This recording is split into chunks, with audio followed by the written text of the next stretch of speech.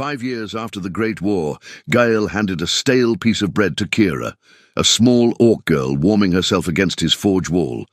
1 week later, 15 orc mothers stood silently at his open door. The cold hit first, before anything else. Before thought, before sound, just the raw bite of October pressing through the stone walls of the bakery on the North Marks. Gael woke at midnight, as he had for 11 years, and swung his legs off the straw cot before his eyes fully opened. His body knew the rhythm better than his mind did. The forge oven needed 3 hours to rise to the right heat. His mother had taught him that. She would press her palm flat against the stone and nod slowly, reading the warmth the way others read weather. She had been gone 8 years now. The walls still held the faint ghost of her flower handprints, pale smudges near the windowsill where she leaned to think. Gael pulled on his worn leather breeches and thick wool tunic. He did not light a candle. He knew every stone and every shadow. The bakery was small. 1 room with the oven, a flour barrel, 2 rough tables, and a shelf of clay cups that no longer had an owner but himself. He had built the bread shelf with leftover pine from a river barge he once steered. Back before the war changed everything. He worked the dough with the heel of his hand. Forward pressure, quarter turn, repeat. Never the fingers, always the heel. That was her rule, and he had never broken it. His shoulders ached from the cold and the repetition, and sweat ran down his back despite the chill. Honest work made honest bread. That was the only law that made sense this far north. The North Marks had been a trading corridor once. Before the Great War between human settlers and the orc clans of the Iron Peaks, the trail outside his door had carried merchants, hunters, and traveller families from 6 different territories. Now it carried silence and occasional boot prints in the mud. The war had ended 5 years ago, but no one had told the land that. The damage moved slower than soldiers. Goldport, the nearest town of consequence, sat 2 days south. Gael had considered moving there a dozen times. The silver flowed easier there. A man with a working oven and clean hands could build something in Goldport. But the bakery walls held his mother's marks, and the oven was the one she had assembled stone by stone, and the shelf had her cups on it. He stayed because leaving felt like a second burial. He shaped the first loaves in the dark and slid them into the rising heat of the oven. Outside, the wind moved through the tree line with a low sound, almost a voice. Gael paused. He had felt it before, a strange sense, barely a flicker, that the morning was about to shift. Not danger, exactly. More like standing at the edge of something he could not yet see.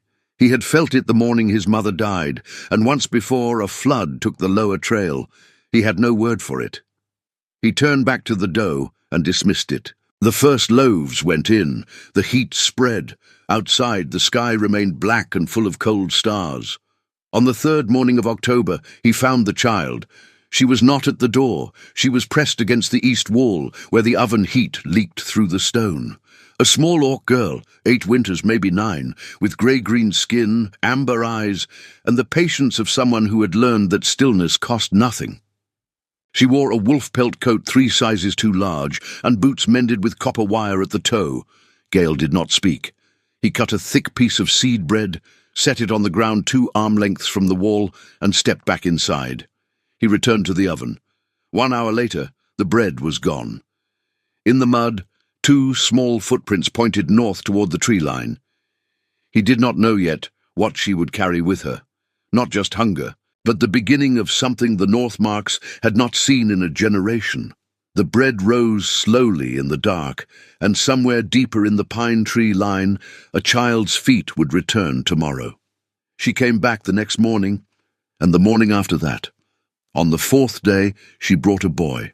He was smaller, 5 years perhaps, with the same grey-green skin and watchful amber eyes. He stood slightly behind her, one fist gripping the back of her oversized coat. Gael cut 2 pieces and set them at the same distance from the wall. He watched through the window as the girl handed the larger piece to the boy without hesitation or ceremony. She took the smaller portion. She scanned the road while he ate, her eyes moving the way a sentry's eyes moved. Gael pressed his back against the interior wall and exhaled. He had known hunger as a younger man. He knew the way it rearranged your priorities, made the world into a simple list: warmth, food, safety, in that order. These children had arranged themselves inside that list with a precision that no child should have learned so young. He felt something tighten in his chest. Not pity. Pity was a distance, a way of placing yourself above the thing you observed. This was something else, a recognition. By the fifth morning, they came to the door instead of the wall. Gale opened it without making a show of it and set the bread on the inside step. The boy came in first, which surprised him. The girl stayed in the doorway, watching the road. She let her brother eat in the warmth while she kept watch in the cold. She did not come fully inside until she was satisfied the road was empty. They ate at the rough table. Gale worked the dough and said nothing. The bakery held the three of them without tension, just the sound of the oven, the wind outside, and the quiet of children who had learned not to draw attention to themselves. On the sixth morning, Gale set a small pot of water on the iron bracket near the oven. Not for himself. He had already drunk. When the boy noticed the steam rising from it, he looked at Gale with a question he did not ask out loud. Gale nodded once toward the pot. The boy wrapped both hands around it and held it against his chest, eyes closing briefly with the warmth. The girl watched this exchange and said nothing, but something in her posture shifted. A degree of tension leaving her shoulders, barely visible and entirely real. On the seventh day, the boy told Gale his name. He said it quietly, like payment. Zook. Gale answered with his own. The boy nodded once, solemnly, and tucked the name away somewhere important. The girl said nothing yet, but her eyes, when they met his across the room, had changed. They were still watchful, but differently now. Like a door that was not open, but was no longer locked. Gale thought about the strange feeling he had dismissed on that first dark morning, the sense of standing at the edge of something. It had not returned as a feeling. It had become something quieter, the simple fact of two children at his table, the bread between them, the oven behind him, and the road outside still carrying its long silence. He did not know what would come next. He only knew the bread was good that morning, the warmth was real, and whatever this was, it had already begun. Her name was Kira, and she noticed the bread burning before Gale did. He was halfway through loading the second furnace when she spoke. Her voice, the first time he heard it clearly, was lower than he expected, flat and direct, the way someone speaks when they have learned that extra words are a luxury. You burn the bottom of the second batch. Gale turned. She was standing just inside the doorway, her wolf pelt coat dripping from the morning sleet. The smoke changes, she said. It smells different starting at the second load. You put the wood in uneven. He looked at her for a moment, then turned back to the oven. He studied the position of the logs. She was right. He had always pushed them to the back left out of habit, and the heat distributed unevenly because of it. He had told himself the slight variation in the crust was atmospheric. Dry air, wet air. It was not. It was the wood placement, every time. He adjusted the logs. He said nothing. Kira came further inside and stood near the flour barrel, watching. Zook followed and sat on the low bench near the wall, pulling his coat tight around both legs. The bakery was warm. The sound of sleet on the shutters was outside now, not on their skin. Gale pulled the next loaves. He set one on the table and broke a corner off. The bottom was even, no char. He looked at Kira. You were right, he said. She raised her chin slightly. It was not arrogance. It was the look of someone who had been right many times and been ignored, and was not yet accustomed to being acknowledged. My father's people cook over open fire, she said. You learn to read the smoke, or you eat ash. Gale nodded. He cut portions for both children and set them on the table without ceremony. He returned to his work. The three of them existed in the bakery together quietly. No further conversation. No performance of welcome, just the sound of the oven, the sleet and chewing. It was, he realized later, the most natural morning the bakery had known in years. Over the days that followed, Kira's corrections became a quiet pattern. She noticed when the second barrel of flour ran lower in humidity than the first and compensated by suggesting a longer rest for the dough. She pointed out once that the clay cups on the shelf had a hairline crack in the largest one, that it would fail in frost. Gail looked, and she was right. He moved it to the back. She never asked for anything she had not already earned with information. She did not speak of her family, of the settlement north in the trees, or of the war. When Gail's supplier, a thin man named Hobart, came with the flour cart and stared at the orc children sitting on his bench, Kira met the man's gaze with a stillness that made him look away first. Zook, by contrast, had begun to relax. He sat on the bench each morning with his coat half off, kicking his heels against the wood, watching Gail work with open curiosity. He had discovered the flour sacks were good for pressing handprints, and Gail had said nothing, which Zook apparently interpreted as permission. On the morning Gail noticed the handprints on the lower sack, he thought of his mother's marks on the wall. Then he turned back to his bread and said nothing. The strange feeling he had on that first dark morning, the sense of standing at the edge of something, had not returned. But it had not left either. It had settled into the walls like heat. Hobart arrived with the flour cart on the second Tuesday of October, and he brought more than grain. He brought news. He had the manner of a man who enjoyed bad news, only slightly less than he enjoyed silver. He set the sacks down heavy and then leaned on the cartwheel, squinting at the northern tree line the way people squinted at bad weather. "Council's moved on the north hunting grounds," he said, not looking at Gail. "Iron Company filed a claim. Goldport approved it Thursday. They're marking the boundary stones this week."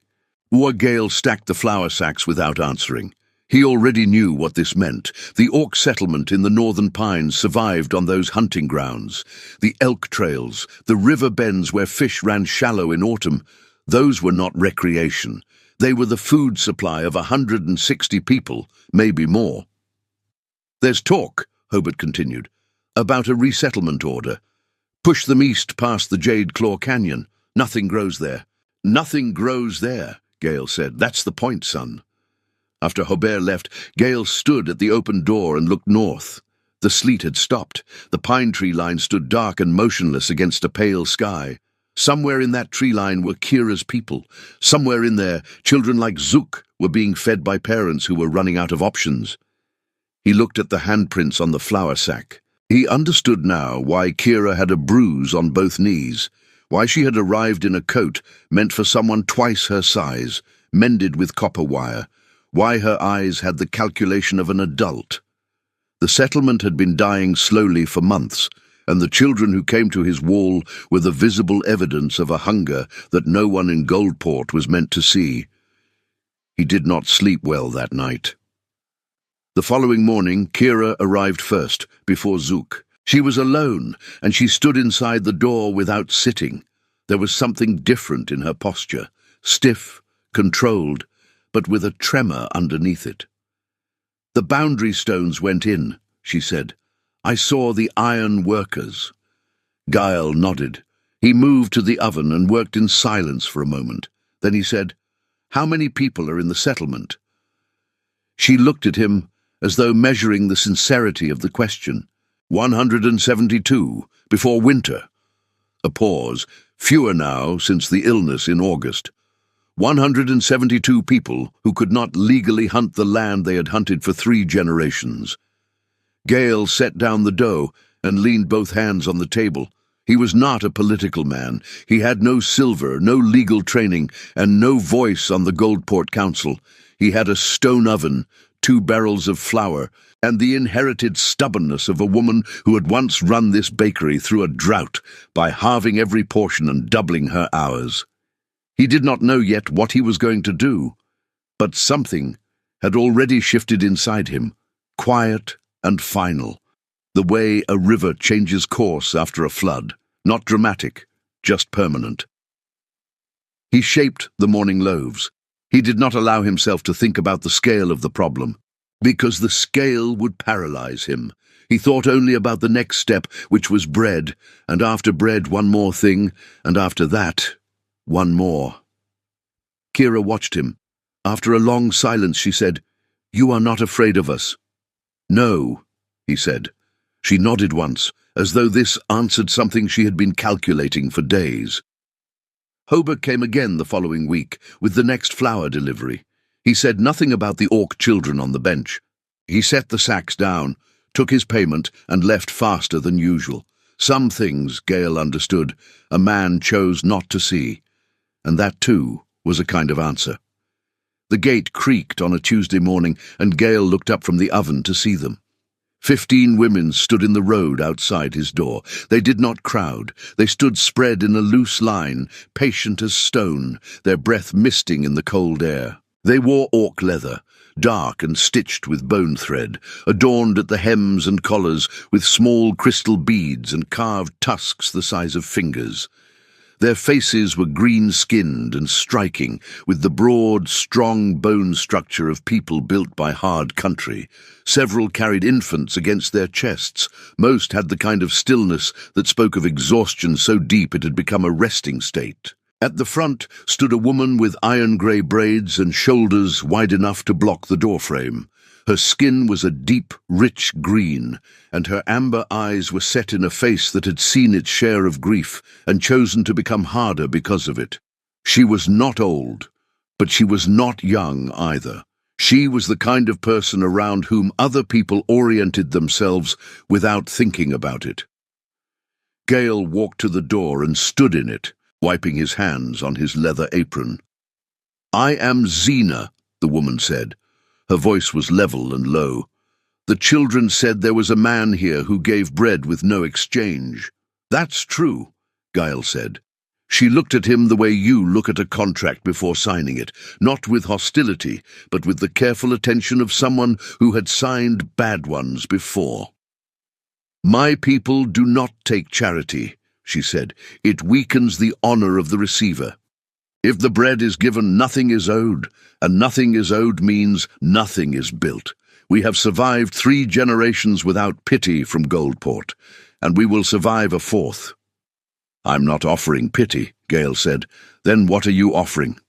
"I gave bread to 2 children who were cold," he said. "I didn't plan anything past that." Xena studied him for a long moment. Behind her the women waited without stirring. "Do you know what is happening to our hunting grounds?" she asked. "Yes," he said. "I heard Thursday." "Then you understand why I am here." She looked past him into the bakery.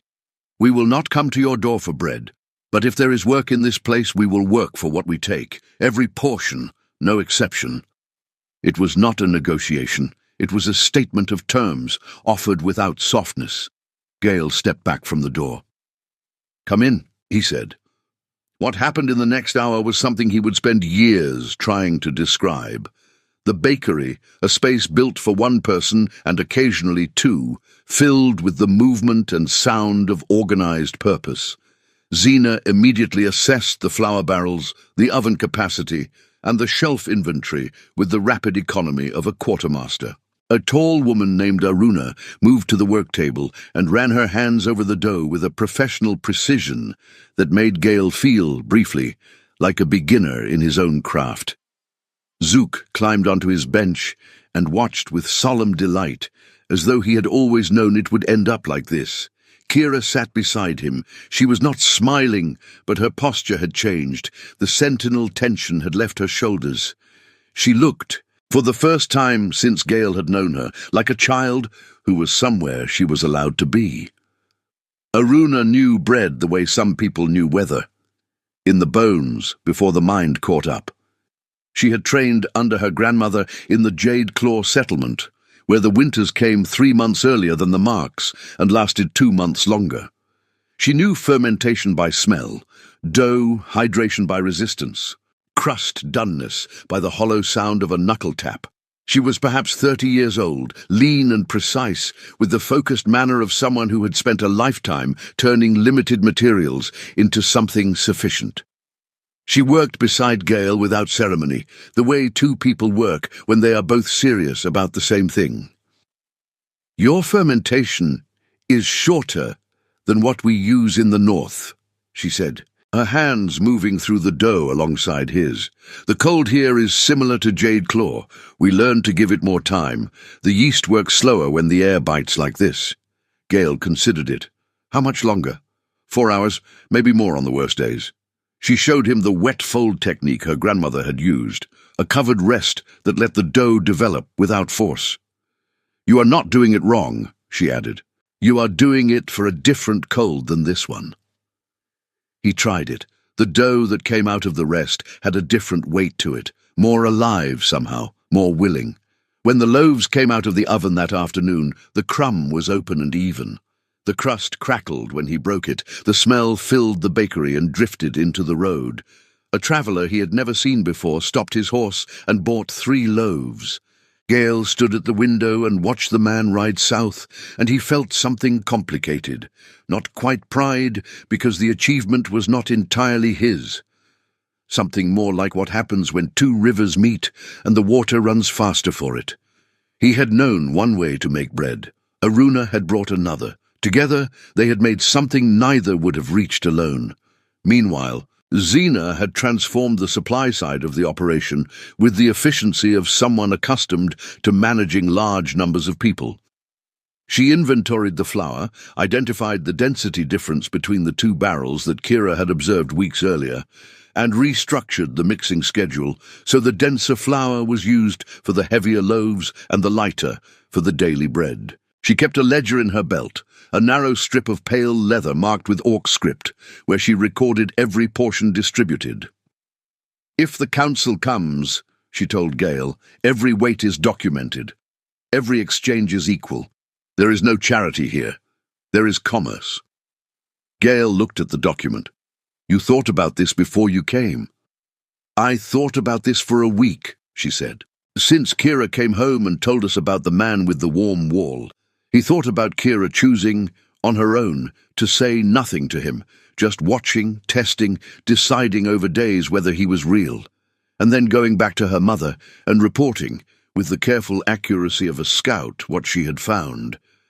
That evening when the last batch was done and the oven cooling, Zena sat across from Gale at the rough table, and they went through the numbers.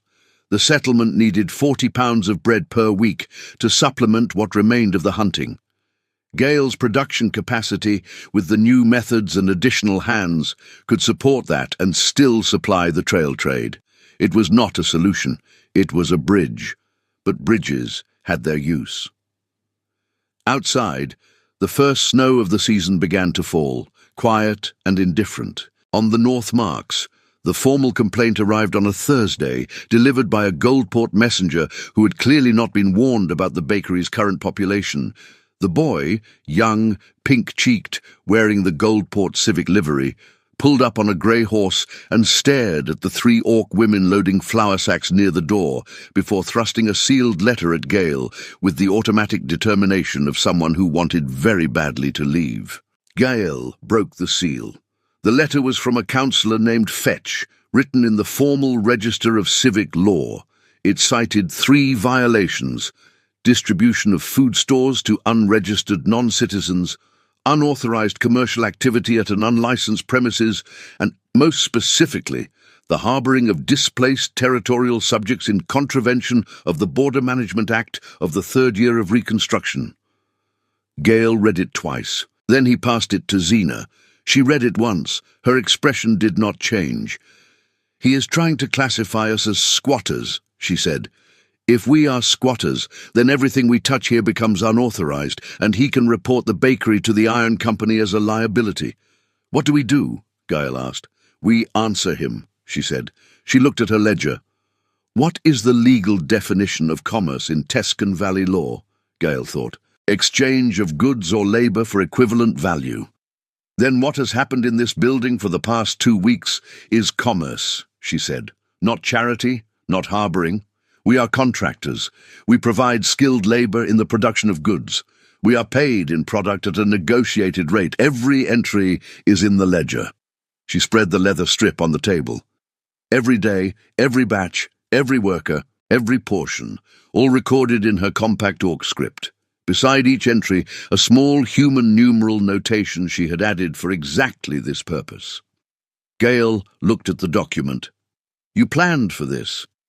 "I planned for everything," she said simply. "When you have less, you think further ahead." He sat down and drafted a reply that evening, with Zena dictating the legal structure and Gail translating it into the formal Goldport register. The reply acknowledged the complaint, cited the Tescan Valley Commerce Act, provided the complete ledger as documentation, and requested a formal review rather than a summary order. It was signed by both of them, Gail's mark and Zena's orc script, side by side. Kira was awake, sitting on the bench, watching them work. Zook had fallen asleep against the flour sack with the handprints on it, his breathing slow and even. When the reply was sealed and ready, Kira said, "Is it enough?" "We'll find out," Gail said. She looked at the sealed letter for a moment. "My father used to say that you cannot negotiate with a man who has already decided you are not real." She paused. "But you can make yourself too real to ignore." Gail looked at her. She was 9 years old, and she had just articulated cleanly and without performance the entire strategy. "Get some sleep," he said. She did not argue.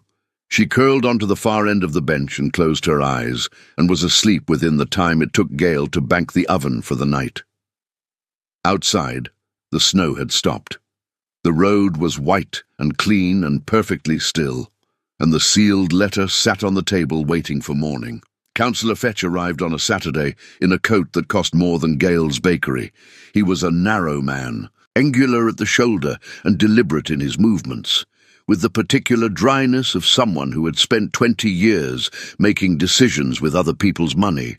His boots were city boots, polished, thin-soled, and they were already destroyed by the time he reached the door. He looked at them once, looked at the mud, and chose not to acknowledge either. He had a clerk with him, a young woman with ink-stained fingers who kept a ledger of her own and said nothing. The bakery was full. Aruna was at the work table. 2 other orc women were at the flour barrels. Zena stood near the oven with her arms at her sides, watching the door. Kira and Zook were on the bench. The bread smell was strong enough to be felt. Fetch looked at all of it, with the expression of a man encountering a language he had expected to be simpler. "You received our notice," he said to Gail. "I replied to it," Gail said. He produced the copy of the reply he had kept. 3 days ago. Fetch looked at the letter, then at the orc workers, then back at the letter.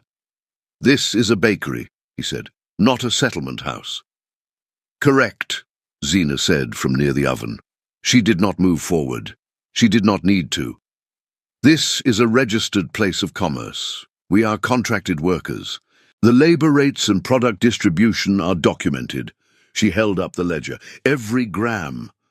Fetch looked at her. Something shifted in his expression. Not surprise exactly, but a recalibration. "The Border Management Act clearly states," he began. "The Border Management Act applies to residents," Zena said. "We do not reside here. We work here. We return to our settlement each evening. The Act has no provision for daily contracted labor." She let that land. "Unless Goldport intends to argue that orcs cannot be contractors, in which case we would be happy to bring that argument before the Marks Tribunal, where the Charter explicitly prohibits employment discrimination by species." Fetch's clerk had stopped writing and was looking at Zena with something that looked, briefly, like admiration. Gail said nothing. He had learned in the past week that Zena needed no assistance in rooms like this one. Fetch looked at the ledger. He looked at the bakery. He looked at the open door, through which 2 travelers could be seen on the road, heading toward the smell of fresh bread. "This is not the intended outcome," he said to no one in particular. "Outcomes rarely are," Zena said. The councillor spent another 20 minutes reviewing the ledger with his clerk. He found nothing actionable. The documentation was complete. The labor rate was fair. The product distribution was legal. Every line held. He left without a formal ruling, which Gail understood to mean the ruling had already been made, and it was not in Fetch's favour. The clerk, leaving last, paused at the door and bought a small loaf. She paid without looking up. Gale watched them go. Zena set down the ledger and exhaled slowly, the first sign of effort she had shown all morning. "Is it over?" Kira asked. "Not yet," Zena said, "but it is different now." Aruna had already returned to the dough. The oven was still going. The smell moved out the open door and down the road toward Goldport, and Gale thought it was probably the most useful thing he had ever sent in that direction. The 3 weeks that followed were quiet, by the standards of everything that had come before. Bread made, portions logged, the trail trade growing slowly as word moved south that something worth stopping for had appeared on the North Road. Zena filed the formal review request with the Tescan Valley Council, and they waited, and the waiting had the particular texture of a held breath. The hearing at the Tescan Valley Council chamber happened 3 weeks after Fetch's visit, on a cold morning that turned to pale sunlight by noon. Gale sat in the back of the hall on a hard bench, his hat in his hands. He was not required to speak. Zena had told him that clearly. "You are a witness to the commerce. That is enough. Let the documents be the argument." He had agreed, not because he lacked words, but because he had learned, over the past month, that Zena's instincts in these rooms were better than his. She stood before the council of 7 men and presented the case without decoration. She was not performing. She was simply accurate. She placed the ledger on the council table and walked through every entry. She cited the Commerce Act, she cited the Charter provision, she named the date the boundary stones had been placed on the hunting grounds, the date the first illness had reached the settlement, and the date Kira had first appeared at the bakery wall. Not with grief in her voice, but with the calm precision of a person laying out facts in sequence. One of the council members, an older man named Aldrich, who had the look of someone who had been tired of Goldport for a long time, asked Zena directly, "What do your people need to sustain themselves independently of any external charity?" "Our hunting grounds restored," she said. "Nothing more." Aldrich looked at the ledger. He looked at the documentation of 240 loaves produced and distributed over 3 weeks through fair commercial labor. He looked at the empty place in the argument where Fetch's legal case should have been, and was not. The council deliberated for 2 hours. Gale sat on his bench and did not move. At one point, Kira, who had come with them, slid onto the bench beside him and leaned her small shoulder against his arm. She said nothing. He said nothing. They sat together in the high-ceilinged room while the voices behind the closed door rose and fell. The ruling came back partial, but real. The Iron Company's claim on the northern hunting grounds was suspended pending a full environmental survey, a process that would take a minimum of 1 year and could be challenged at every stage. The settlement's right to the land during the suspension period was explicitly upheld. It was not a victory. It was a stay, a breathing space, a year of not losing. Zena received the ruling standing. She read it twice. Then she folded it carefully and placed it inside her coat against her chest, where she kept the ledger. Outside on the steps, in the thin December sunlight, the settlement women who had come for the hearing received the news. There were no shouts, no celebration of the kind Gale expected. There was instead a long, collective exhale, the sound of people who had been holding their breath so long they had forgotten what normal breathing felt like. Zena stood apart from the group, looking north toward the pine tree line above the rooftops. Gale stood beside her. "A year," he said. "A year is something," she said. "Before this morning we had nothing." They walked back to the Northmarks together, the full group, through the snow-patched road. Zuck rode on the shoulders of one of the taller women, pointing at birds. Kira walked beside Gale with her hands in her coat pockets, and at one point she looked up at him and said, without particular emphasis, "My father would have liked your bread." Gale looked straight ahead. His throat was tight. He said, "Tell me about him sometime." "Maybe," she said, which from Kira meant yes. The bakery was warm when they returned. Aruna went directly to the dough she had left resting. The oven was stoked. The smell built slowly from nothing to something, yeast and wheat and scorched stone, and the particular richness of bread that had been made by more than one pair of hands. Gael took his mother's recipe card from the workshelf and placed it on the memory shelf, between the cracked clay cup and a small circle of worked leather that Zook had pressed into his hand one morning and walked away from without a word. The image of a sun rising over iron peaks, cut carefully by a 5-year-old's hands. He stood there for a moment in front of the shelf, with the oven behind him and the sound of work around him. Outside, the road was no longer silent. It would not be silent again. And somewhere in the North Marks, a year of borrowed time had begun, which was enough for now for people who had learned to make everything from very little. The bread rose, the cold stayed outside, the door stayed open.